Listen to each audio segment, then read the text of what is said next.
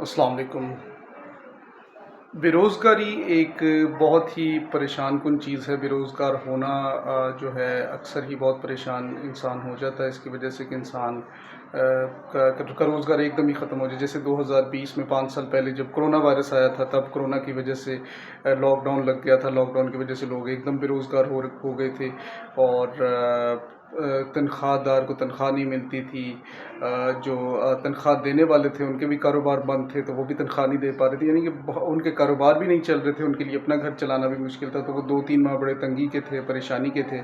और दुनिया में महंगाई इतनी है, बेरोज़गारी इतनी है, तो इस वजह से अक्सर इदारों में डाउन साइजिंग होती है, मामलात होते हैं, तो बेरोज़गारी हो जाती है उसकी वजह से, जो कि एक बहुत ही मुश्किल वक्त होता है। इसके लिए तैयारी रखना बेहद ज़रूरी है।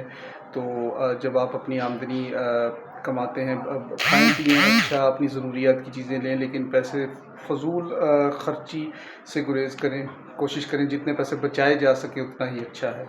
ज़रूरत की चीज़ें तो लेनी होती हैं, लेकिन जोड़ने की कोशिश करें, चाहे आप कमेटियाँ डालें, चाहे वैसे जोड़ें, जिस तरह भी आप कर सकें। अपने पैसे ज़रूर सेव करें, अपने पैसे अच्छे बुरे वक्त के लिए, खुदा न खास्ता कोई आपकी चीज़ ख़राब हो जाए, खुदा न खास्ता कोई बीमारी आ जाए, तो खुदा न खास्ता एकदम ही आपकी कोई नौकरी या आपका कारोबार जो है वो बंद हो जाए किसी भी हालत की वजह से, तो आप के पास इतने रकम होनी चाहिए मौजूद कि आप बुरे वक्त में सर्वाइव कर सकें।